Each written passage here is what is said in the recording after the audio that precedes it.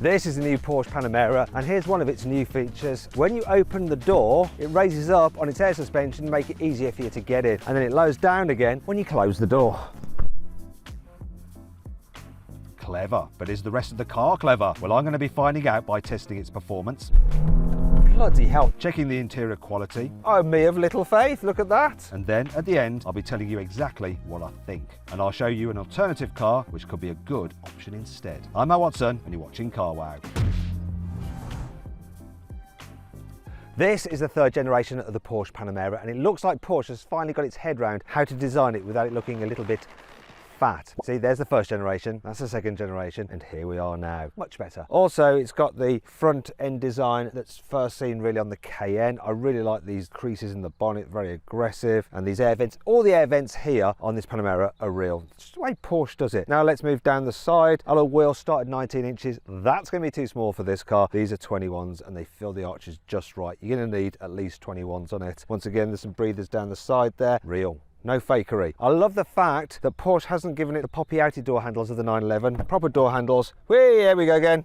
Much nicer. Also, the whole glass area is slightly sleeker than before. Makes the car look more sporty, really emphasises these real haunches. It's a Porsche, you know, it's got to look sporty. And I like the fact that the charging port cover, oh God, it's locked, classic. Oh no, it isn't. It's not overly large like on some other cars. Moving around to the back, so this is all redesigned as well. It looks familiar, but it's slightly different. So you've got a one-piece rear spoiler. Top specification Versions had like a two-piece. I actually preferred that. It looked cool when it extended. One thing I really like about this one though is this. Look, we've got frameless back window. Just don't, whatever you do, get anything caught there, because you will be getting yourself, well, I was going to say chopped off finger, but also replaced glass screen. Now, the rest of the back of the vehicle, slightly redesigned. We've got real tailpipes, no fakery here. And yeah, you can actually see the proper exhaust pipes in there. Question is though, how much does this car cost? Well, the entry-level rear-wheel drive Panamera starts at £89,400. An all-wheel drive Panamera 4 is £3,000 more, and the faster GTS costs from £131,700. This car is the £99,000 4E hybrid, but there's also a more powerful 4S e-hybrid for £110,000. The Turbo e-hybrid is £151,500, and a range-topping Turbo SE hybrid costs over £175,000. If you're not convinced the Panamera could be the car for you,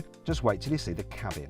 The interior of this Panamera feels really, really high quality. Should point out though that this car has a load of options on it. In fact, there's so many options on this car, you could buy an actual car for the value of the options. More on that later. But generally, the build quality is really solid. Like you look at the stitching here, it's nice and straight. Be careful though, if you don't order the extended leather, you end up with a polyurethane dash rather than this. And in this kind of car, it absolutely needs a leather dash. And it's all logically laid out in a very Germanic way. I like the way that the infotainment screen is integrated nicely into the dash, and it's very easy to operate as well, and it's slick and it's quick, and it works really well with Apple CarPlay and Android Auto. It's fairly zippy, the processor, and you have some cool Porsche features as well. Look at this. So you have some performance data, so you can look at things like your slip angle and wheel slip and your brake and throttle. You can check out the actual PSI and bar of your tires, and it'll show you the energy distribution and your energy consumption and stuff like that. So that's all very cool. The digital dials are nice and clear, very nicely laid out as well, and you can toggle through different settings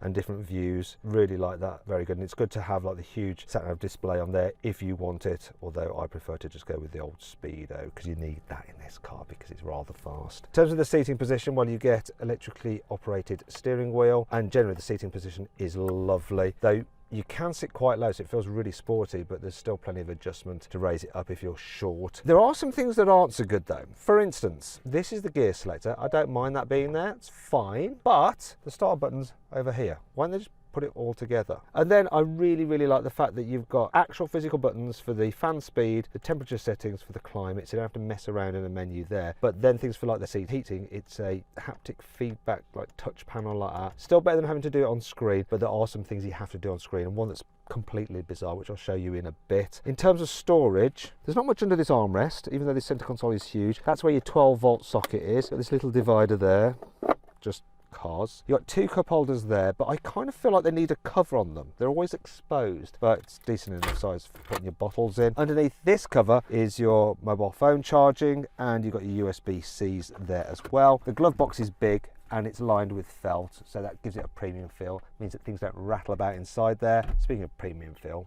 oh, That feels nice. And the steering wheel pedals, real metal. Though you'll probably never use them, you're just going to stick it in automatic mode. Anyway, I got sidetracked. Door bins are large enough, so it's a huge bottle and you can fit one of those in there. Generally, the whole car feels like it would be hard wearing. It's not just luxurious. Apart from one thing, all this black plastic trim, it's so easy to mark. I mean, there's somehow or other a scratch on that bit there, and it's sort of like you do look at that quite a bit. That's annoying. Still, I don't think that any of this car's competitors feel as nice to sit in as the Panamera does. However, is it as good for people in the back seats? So knee room is pretty good, headroom's all right. People over 6 foot will just about be okay, but I think that something like an Audi RS7 does have a little bit more space in the back seats. And if you want to see my full in-depth video review of that car, click on the pop-out banner up there or scan the QR code on screen now. Now I should point out that this car has the upgraded individual rear seats, so rather than a 3-seater bench, we've got 2 more sportier feeling seats, and you can recline them. They have lumbar support. They also have a massage function as well, and the massage is actually pretty decent. You can feel it. You also get this screen in the back as well, so you can control the infotainment system and things like that. I mean, to be fair, you're not going to use that much other than for the rear climate and stuff, because you're just going to use your phone if you want to look at a screen. You've got 2 USB-Cs there for charging your phone. There's some storage under here. Come on, there we go, with the cup holders there, and you can alter bits and pieces. Look, that pops up there as well. Or is that to remove it? I don't know. Do you know what? I don't know. This car also has rear blinds. Look at that, neatly integrated. Actually, while we're at it, let's just see what happens when we put the window down. Does it go all the way? I don't think it will. Oh, me of little faith, look at that. That's good, it's a win. Oh, something else I forgot to show you.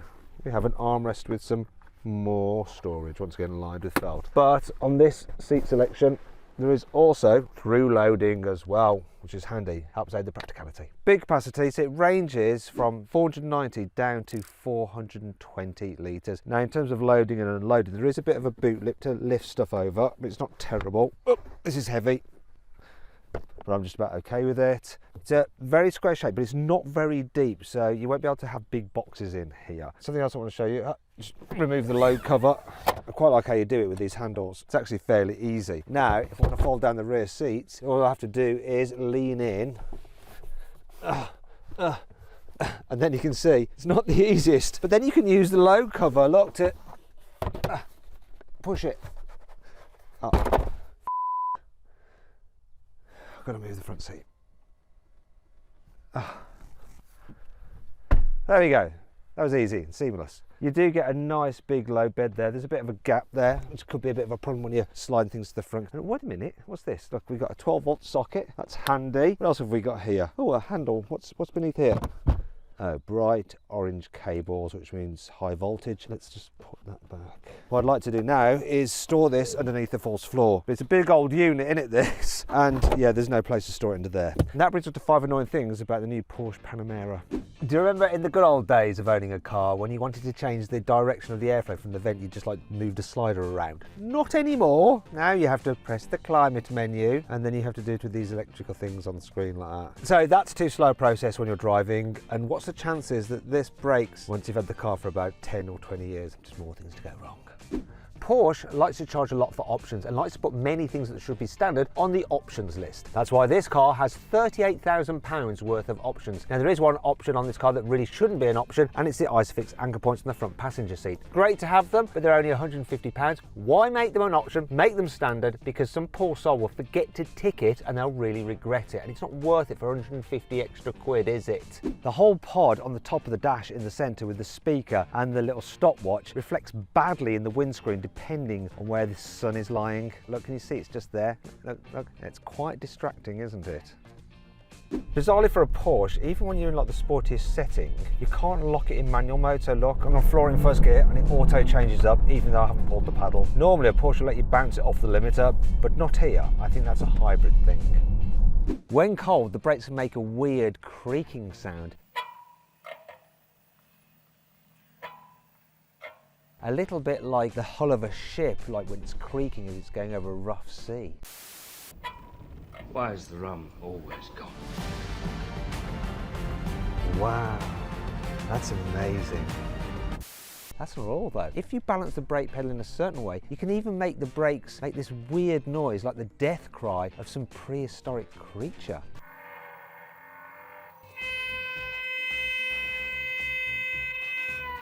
However, it's not all bad, and that actually brings on to 5 cool things about this car. See, Porsche has worked on the brake feel for the new Panamera. They fitted it with a special e-brake booster, and that's designed to blend the regen braking better with the normal friction braking. We'll find out exactly how that works when I drive it in a bit.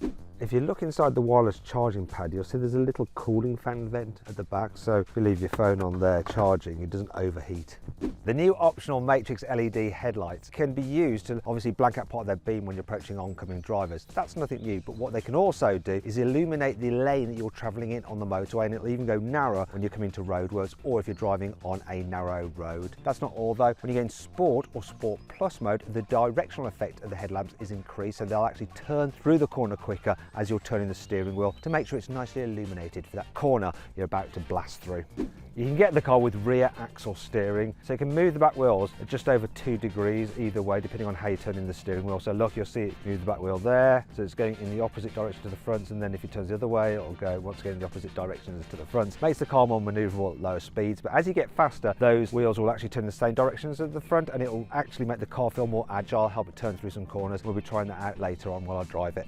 Cars fitted with active ride don't have normal anti-roll bars. Instead, they use the dampers, and what they can do is something called active tilt control. So if you activate that, what it does is stops the car from leaning either way when you're going into a corner. Same thing with accelerating and braking, so it controls the pitch of the car, so when you're accelerating or braking, it stops it diving under braking by pumping oil into the dampers at the front to prop the nose up. All very clever, designed to keep the car nice and flat at all times. But what about engines? Well, the Panamera and Panamera 4 come with a 2.9 litre turbocharged V6 that makes 353 horsepower and 500 Newton meters of torque. The 4E hybrid adds an electric motor to produce 470 horsepower and 650 Newton meters combined. A more powerful 4SE hybrid ups this to 544 horsepower and 750 Newton meters. The GTS gets a 4 litre twin turbo V8 with 500 horsepower and 660 Newton meters. And the Turbo E hybrid combines this V8 with an electric motor for 680 horsepower and 930 Newton meters. The most powerful Panamera, the Turbo SE hybrid, has 782 horsepower and 1000 Newton meters of torque. But which version should you go for? Well, it depends how you're paying for the car, right? If you're paying for it with cash or just financing it yourself, then I'd probably have this version. But if I was having it through my company as a company car, then obviously you're going to go for one of the plug-in hybrids because they're much cheaper in terms of company car tax per year. Now, this car might be big, but it's not as bad to drive in town as you might think. You may want to jack up the seat though if you're of average height like me, then you can sort of judge where the front corners of the car are. In terms of visibility, it's not bad either, so if you're at the back's okay. These do create a bit of a blind spot. You've got these extra little windows there which help. The door mirrors are fine. It's all good. I tell you what's also good, the brakes. So sometimes hybrids can be grabby. These are smooth brakes. They don't feel quite as on it as like the brakes in a 911 sports car, but they feel quite natural. In terms of driving around town, if you're in hybrid mode, it's just going to be an electric only really, and there's plenty of zip from the electric motor as well. It's also quite manoeuvrable for a big car because this one's fitted with that rear axle steering, so turning circle 11.4 meters. But will I make it around here? I'm using the camera system here to help me out. Now, if I do, this is going to be impressive to U-turn here. The steering itself in this car, it has got a bit of weight to it because it's a Porsche, and that's what you want from a Porsche, but it's not bad. It is nice to drive in town, it really is, and you feel isolated from the outside environment as well, so if there's noise going on, you don't really notice it. It's a lovely thing. Oh, and it's comfy over bumps, very comfy. Okay, when it comes to overtaking, so rather than just flooring it in hybrid mode, you can make the pickup quicker. So we are at 40, right? And what I'm gonna do is hit Sport Response, and look what it does. Sport Response, then floor it. And it gives me just maximum performance straight away, and there's a lot of performance to be had. Blimey, this thing absolutely flies, and then you can just disengage that. And when you're cruising at speed, this thing is comfy, it's quiet. All you get is a bit of noise from the tyres because you've got big sporty tyres on this car. In terms of the economy, I'm averaging 29 mpg at the moment, which is actually a little bit less than I had because I've been driving around in Sport Plus to have some fun in this car. But when I was just cruising and driving around normally in hybrid, I was getting about 35 mpg. Now, Porsche do say that this will do like 250 miles per gallon, but that's on the test cycle and they're just skewed to benefit hybrids. The reality is, if you're not really charging it religiously and using a lot of hybrid mode, then you are going to get about 35 mpg. But when you consider the weight and the performance of this car, that's pretty good still. And to put it into context, I ran an Audi RS6, which does have more performance than this, but you know, similar car in a way in terms of big, heavy performance car, and that was doing about 22 mpg. But really, if you can afford something like this, you don't give a toss about your economy. It's more about the official emissions figure for getting a reduction in your company car tax. If you're a high rate taxpayer, this Panamera 4 e-hybrid would cost you just over £9,100 per year in benefit in kind tax. A non-hybrid Panamera 4, however, thanks to its higher CO2 emissions, would actually cost you almost £13,700 per year in tax. And for comparison, the RS6 I mentioned earlier would cost you almost £17,000 per year in tax. But despite its hybrid credentials, does this Panamera e-hybrid still feel like a true performance car to drive? Right, now let's get into that Sport Plus mode. So maximum attack, sharpens everything up, including the dampers and the suspension, but it's still quite comfy. And you can really benefit from that clever active ride system, which stops the car leaning in the bends or diving under braking. It really is impressive. You can tell this is from the Porsche family. I've got a 911 and you've got the same sort of feel of the steering and everything about this, and the way it handles just feels sportier than many other cars. You know it's a Porsche, it's got like a solid, capable performance slant to it, and it can be good fun. I do like the rear axle steering. You can feel it turning the car through the corner more aggressively as it's just getting the back end coming around, and then the performance you got coming out the corner, woo! You know, this is a V6 engine, but that hybrid system also helps just fill in the gap in power before the turbos have spooled up. It's a fine handling car. Is it the kind of car I'd go out in the weekend, you know, just for a blast? No, but if I'm doing the longer journey, I might take a detour off the motorway to take in some twisty roads just to enjoy the handling.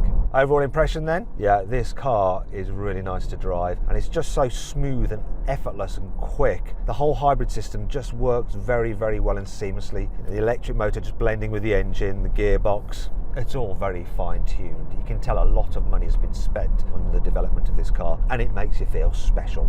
But what about raw acceleration? Well, Porsche says this car should do 0 to 60 miles an hour in 4.1 seconds. But let's find out what the reality is. Here we go, hybrid power. Launch control. Bloody hell, that just hooked up like crazy. My goodness. 0 to 60, 4.3 seconds. So then, what's my final verdict on the new Porsche Panamera? Should you avoid it, consider it, shortlist it, or just go right ahead and buy it? Well, I reckon you should shortlist it because it is a really, really good car, if a little bit on the expensive side. So I said at the beginning of this video, I'll give you an alternative to this. Well, do you know what? For the same money as this car I have here, you could have a used low mileage Bentley Continental Flying Spur. It's food for thought, isn't it?